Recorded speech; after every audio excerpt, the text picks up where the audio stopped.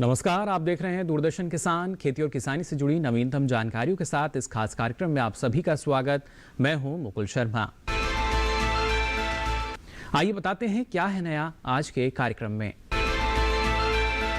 स्वामीनाथन आयोग की रिपोर्ट, भारतीय कृषि अनुसंधान संस्थान द्वारा गेहूं की नई किस्मों का इजाद, खरीफ विपणन सीजन 2020 और 21 के दौरान न्यूनतम समर्थन मूल्य का क्रियान्वयन,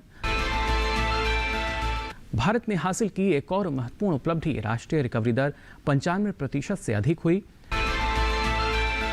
और जानेंगे पद्मश्री पुरस्कार से सम्मानित किसान की सफलता की गाथा। अब खबरें विस्तार से।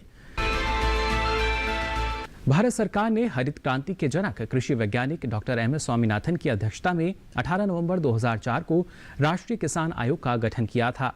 सरकार इस आयोग का गठन किसानों की समस्याओं को देखते हुए किया गया और एक ठोस हल निकालने के लिए इस आयोग का गठन हुआ था।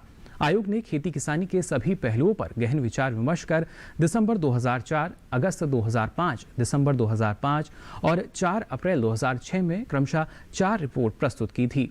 5वीं और अंतिम रिपोर्ट 4 अक्टूबर 2006 को प्रस्तुत की गई। आइए देखते हैं इस रिपोर्ट में क्या है खास, हमारे इस खास रिपोर्ट में। हरित क्रांति के जनक कहे जाने वाले कृषि वैज्ञानिक श्री एम.एस. स्वामीनाथन की अध्यक्षता में 18 नवंबर 2004 को राष्ट्रीय किसान आयोग का गठन किया गया था। स्वामीनाथन आयोग ने दिसंबर 2004, अगस्त 2005, दिसंबर 2005 और 4 अप्रैल 2006 में 4 रिपोर्ट प्रस्तुत की थी। 5वीं और अंतिम रिपोर्ट 4 अक्टूबर 2006 को प्रस्तुत की गई थी।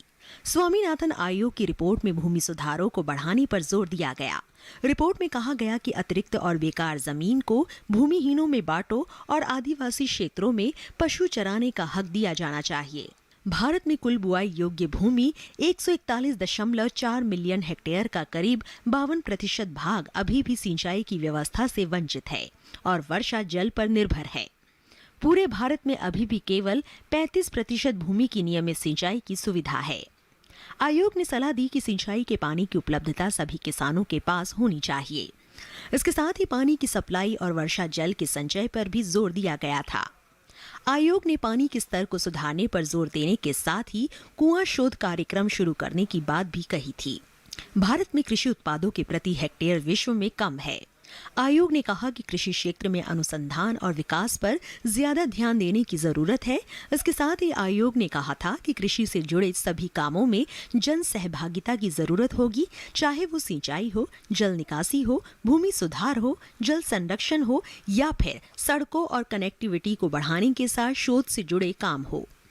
आयोग ने कहा कि फसल ऋण के लिए 4% की आसान दर पर ऋण की सुविधा उपलब्ध करानी होगी। कृषि ऋण को गरीब और जरूरतमंद तक पहुंच को सुनिश्चित करना होगा। इसके अलावा लगातार प्राकृतिक आपदाओं के बाद किसानों को राहत प्रदान करने के लिए कृषि जोखिम कोष स्थापित करें। आपदाओं के दौरान किसानों को ऋण वसूली में छूट और सरकार की ओर से ऋण पर ब्याज की छूट की सुविधा देनी होगी। आयोग ने सुझाया कि जैव विविधता तक पहुंच के पारंपरिक अधिकारों को संरक्षित करना, जिसमें गैर लकड़ी के वन उत्पादों तक पहुंच शामिल है, जिसमें औषधि पौधे, तेल पैदा करने वाले पौधे और लाभकारी सूक्ष्म जीव शामिल है। ब्रांडिंग के माध्यम से खेती के लिए उन्नत जानवर पैदा करना, साथ ही मछली पालन और मधुमक्खी पालन जैसे कृषि संबंधित क्रियाओं को बढ़ावा देना।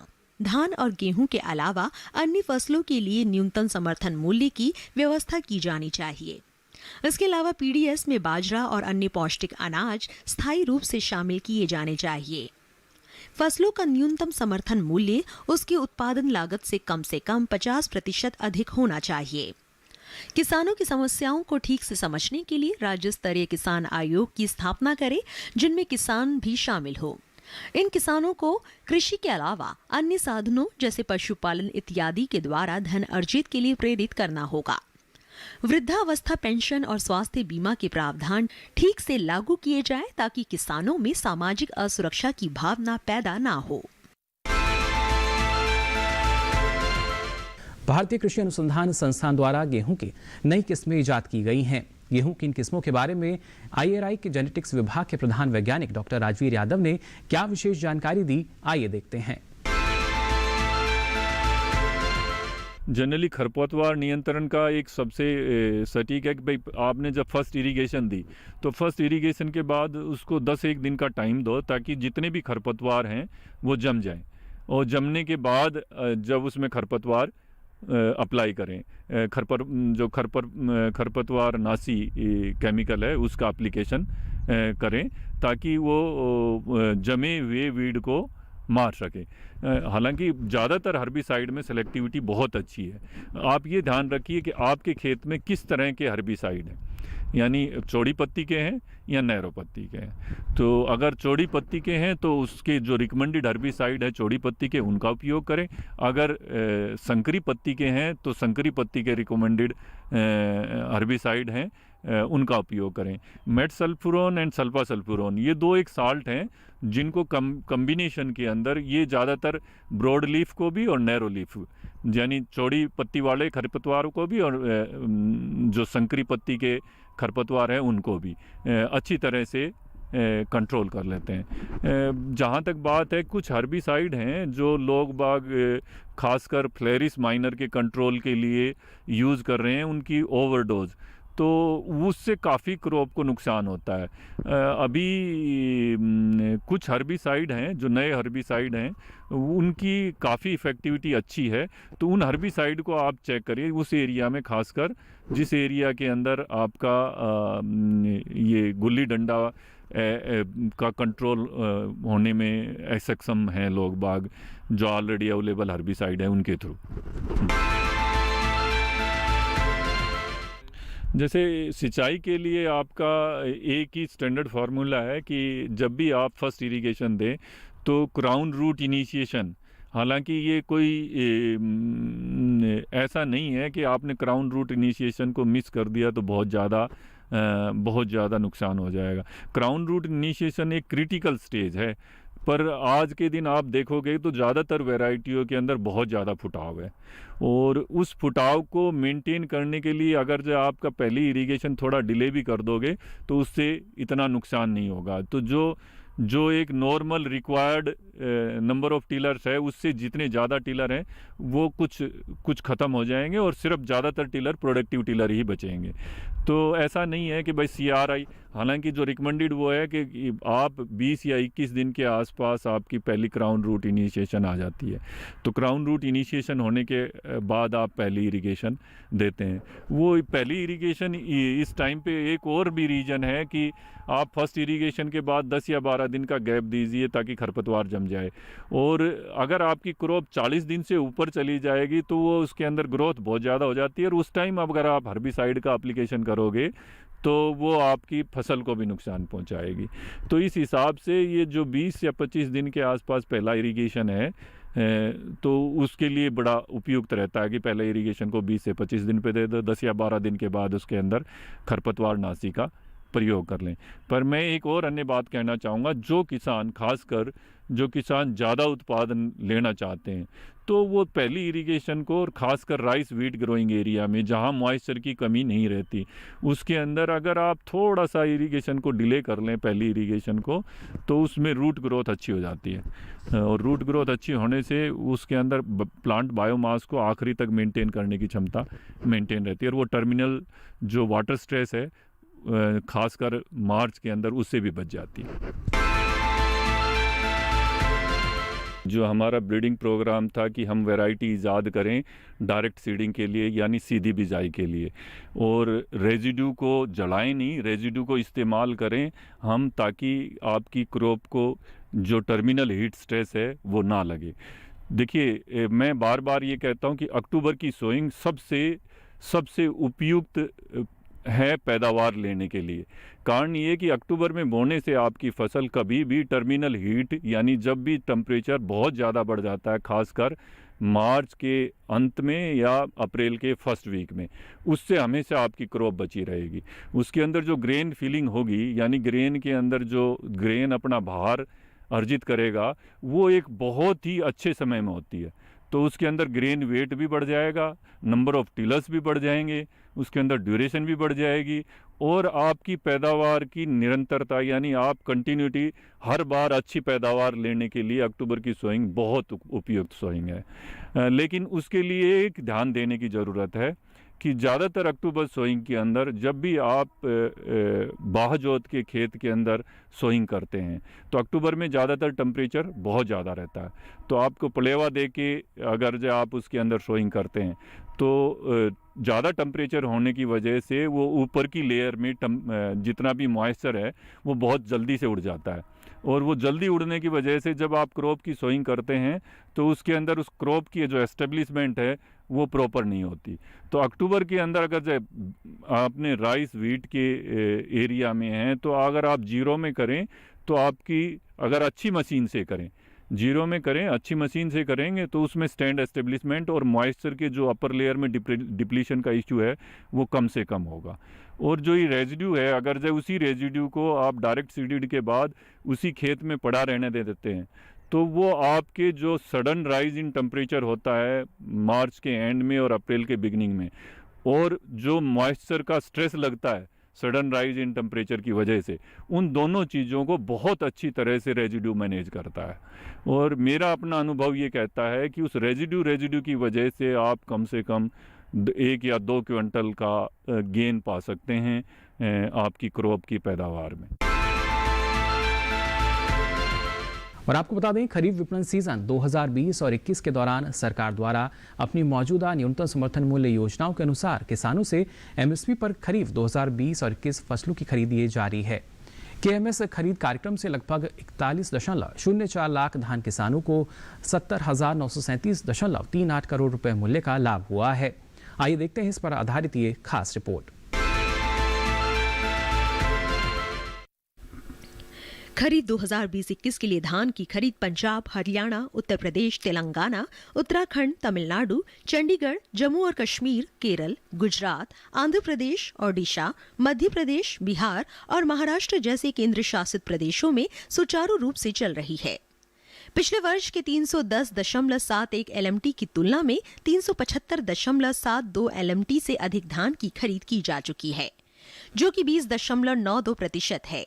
जारी केएमएस खरीद कार्रवाई के तहत 70,937 करोड़ 38 लाख रुपए मूल्य के धान की खरीद की गई है और इससे लगभग 41,04,000 किसान लाभान्वित हुए हैं।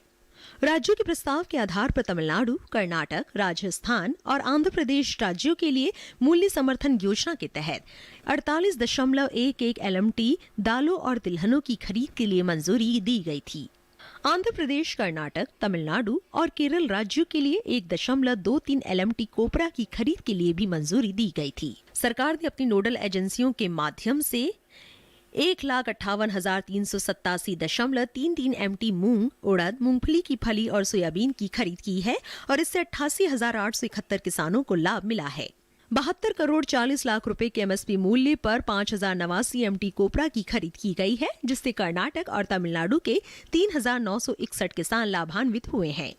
कोपरा और उड़द के संदर्भ में अधिकांश प्रमुख उत्पादक राज्यों में खरीद दर एमएसपी से अधिक है। खरीद दलहन और तिलहन के संबंध में राज्य व संघ शासित प्रदेश की सरकारें आवक के आधार पर अपनी तय की गई तिथि से खरीद शुरू करने के लिए आवश्यक तैयारी कर रही है। 13 दिसंबर 2020 तक 13,939 करोड़ 52 लाख रुपए मूल्य की 48 करोड़ 20 लाख 208 कपास गांठों की खरीद की गई है। और अभी इस खास पेशकश में वक्त हो चला एक छोटे से ब्रेक का। आप बने रहिए दूरदर्शन किसान पर। ये कामयाबी है अन्नदाता की, ये कहानी है खेत और खलिहानों की। कैसे करें अपने पशुओं की देखभाल,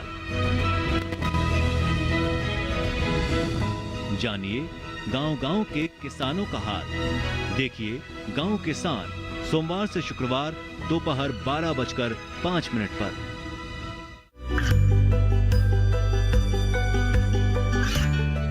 गांवों और पिछड़े क्षेत्रों में सरकारी योजनाओं की जानकारी पहुंचा।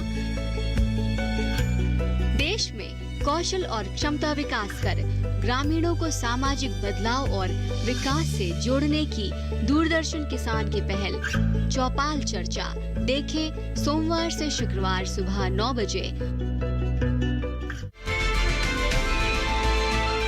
ब्रेक के बाद आप सभी का एक बार फिर स्वागत इस खास पेशकश में। आपको बता दें, देश में कोविड के खिलाफ अपनी लड़ाई में अनेक महत्वपूर्ण उपलब्धियां हासिल की हैं। पिछले 24 घंटों में नए पुष्टि मामले घटकर 22,100 से भी कम हो चुके हैं। 161 दिनों के बाद दैनिक नए मामलों की संख्या जो है 22,065 दर्ज की गई है। वहीं राष्ट्रीय रिकवरी दर 95% से अधिक हो चुकी है, जो दुनिया में सबसे अधिक है। आइए देखते हैं इस पर आधारित ये खास रिपोर्ट। प्रतिदिन कोविड के मरीजों के अधिक संख्या में ठीक होने और मृत्यु दर में लगातार गिरावट होने से भारत में सक्रिय मामले लगातार घटने की प्रवृत्ति जारी है। देश में कुल पॉजिटिव मामलों की संख्या 3,39,820 है, जो अब कुल मामलों की केवल 3.43% ही है। सक्रिय मामलों और ठीक हुए मरीजों के बीच लगातार अंतर बढ़ रहा है, जो अब 90,82,816 हो गया है। राष्ट्रीय रिकवरी दर और बढ़कर 95.12% हो गई है। विश्व में कोविड की अधिक संख्या वाले देशों में भारत की रिकवरी दर सर्वाधिक है। पिछले 24 घंटों में 34,477 मरीज ठीक हुए हैं और उन्हें अस्पतालों से छुट्टी दी गई है। महाराष्ट्र में एक दिन में 4,610 नए मरीज ठीक हुए हैं। केरल और पश्चिम बंगाल में 4,481 और 2,980 नए मरीज ठीक हुए हैं। 73.52% नए मामले 10 केंद्र शासित प्रदेशों से संबंधित हैं। महाराष्ट्र में सबसे अधिक दैनिक नए मामलों का पता चला है। इस राज्य में 2,949 दैनिक नए मामले सामने आए हैं। इसके बाद केरल का स्थान है, जहां 2,707 नए मामलों का पता चला है। पिछले 24 घंटों में 354 मरीजों की मौत हुई है। 79.66% मामले 10 केंद्र शासित प्रदेशों से हैं। महाराष्ट्र और दिल्ली दोनों में सबसे अधिक 60 मौत के नए मामले दर्ज हुए हैं। पश्चिम बंगाल में मौत के 43 नए मामलों का पता चला है। और आइए अब देखते हैं किसान की सफलता की गाथा। पद्मश्री पुरस्कार से सम्मानित सफल किसान के बारे में आपको दिखाते हैं, जिनके प्रयासों को राष्ट्रीय स्तर पर मान्यता मिली। आज जानेंगे कृषि क्षेत्र में उनके योगदान और उनके जीवन पर कुछ खास बातों को।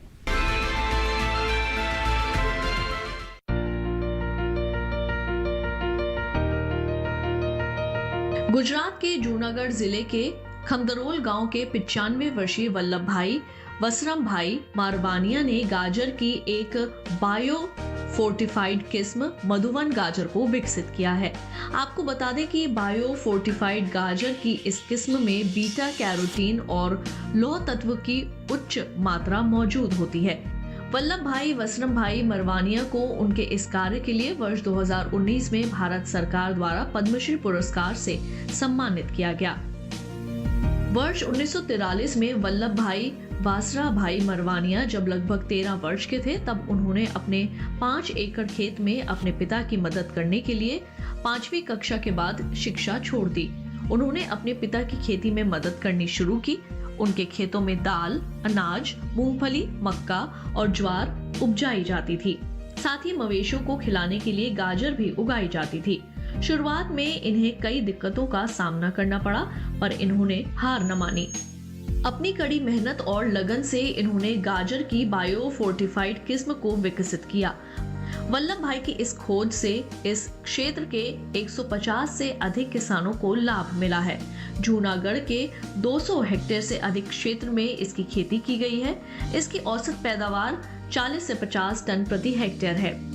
स्थानीय किसानों के लिए ये आमदनी का प्रमुख स्रोत बन गया है। पिछले 3 वर्षों के दौरान गुजरात, महाराष्ट्र, राजस्थान, पश्चिम बंगाल और उत्तर प्रदेश के लगभग 1000 हेक्टेयर में मधुवन गाजर की खेती की जा रही है। बायो फोर्टिफाइड किस्म मधुवन गाजर गुणों से भरपूर है। इसका इस्तेमाल दूध की गुणवत्ता में सुधार के लिए पशुओं के चारे के रूप में किया जाता है। वल्लभ भाई ने इस उपजाति की कृषि के साथ साथ संरक्षण एवं विकास का कार्य करना शुरू किया। इस किस्म के विकास के शुरुआती वर्षों के दौरान इन्होंने बीज उत्पादन के लिए सबसे अच्छे पौधों को चुना और घरेलू खपत तथा विपणन को ध्यान में रखते हुए एक छोटे से क्षेत्र में इसकी खेती की। मांग बढ़ने पर 1950 के दशक में इन्होंने इसकी खेती बड़े पैमाने पर करनी शुरू की। उन्नत किस्मों का चुनाव बीजों के रूप में किया। उन्होंने अपने गांव और आसपास के गांव में बीजों का वितरण किया। इसके बाद इन्होंने व्यापक पैमाने पर बीजों की बिक्री करनी शुरू की। मधुबन बाजार की औसत उपज 40 से 50 टन प्रति हेक्टेयर है। गुजरात, महाराष्ट्र और राजस्थान में सफलतापूर्वक इसकी खेती की जा रही है। भारत जैसे विकासशील देश में जनसंख्या का एक बड़ा हिस्सा कुपोषण से ग्रसित है। साथ ही भारत की महिलाओं में आयरन की कमी से अनीमिया रोग आम है। ऐसे में गाजर की ये किस्म काफी लाभदायक हो सकती है। ये प्रजाति भारत के राष्ट्रीय पोषण नीति के संकल्पना की दिशा में 2022 तक पोषण मुक्त भारत के लक्ष्य को हासिल करने में अहम भूमिका निभा सकती है। यही कारण है कि सरकार ने वल्लभ भाई वासराभाई मरवानिया के इस कार्य की सराहना की।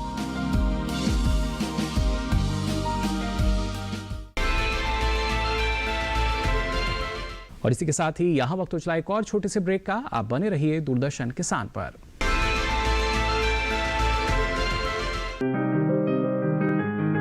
बीमारियों से कैसे बचेगी फसल, मवेशियों की मुश्किलों का क्या है हल, कहां से लाएं बीज, कितनी लगेगी खाद, किसानों के हर फोन का विशेषज्ञ देंगे जवाब। देखिए हेलो किसान लाइव सोमवार से शुक्रवार शाम 6 बजे।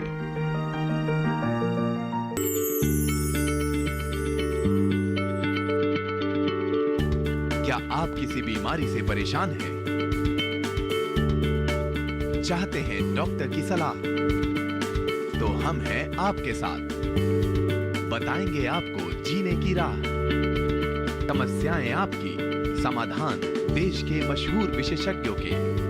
घर बैठे बात करें देश के जाने माने डॉक्टरों से।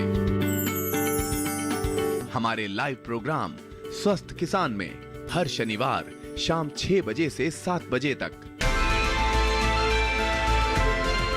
ब्रेक के बाद आप सभी का एक बार फिर स्वागत इस खास पेशकश में। अब चलिए बात करते हैं कृषि कानूनों की। जब बात करें खासतौर से कृषि सुधार की, उसके लिए 3 नए कानून बनाए गए हैं और इस पर किसानों की क्या राय है, आइए जानते हैं। कृषि कार्य में किसानों के हितों को ध्यान में रखकर केंद्र सरकार द्वारा कई योजनाएं चलाई जा रही हैं। इन्हीं में से एक है मृदा स्वास्थ्य कार्ड योजना।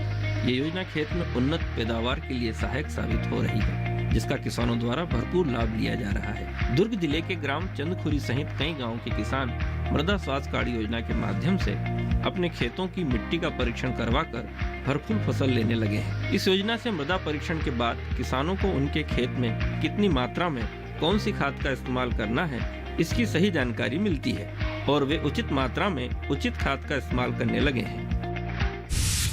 परीक्षण कराया करके 1 साल भर हो गया। उसके पहले जो पैदावार थे वो तो बिल्कुल कहीं नहीं नाम मात्र के बराबर होते, मगर अब मिट्टी परीक्षण कराने के बाद जो फसल में हम बीज खाद डालते हैं उसी हिसाब से अब अच्छा फसल हो रहा है। किसान पहले अपने खेतों में अनुमान लगाकर ही खाद का इस्तेमाल करते थे, लेकिन उनको सॉइल हेल्थ कार्ड मिलने से उनके खेतों की उर्वरा शक्ति बढ़ने लगी है और उनके खेतों की पैदावार में इजाफा होने लगा है। तो आज के लिए इस खास पेशकश में बस इतना ही। दीजिए इजाजत, नमस्कार।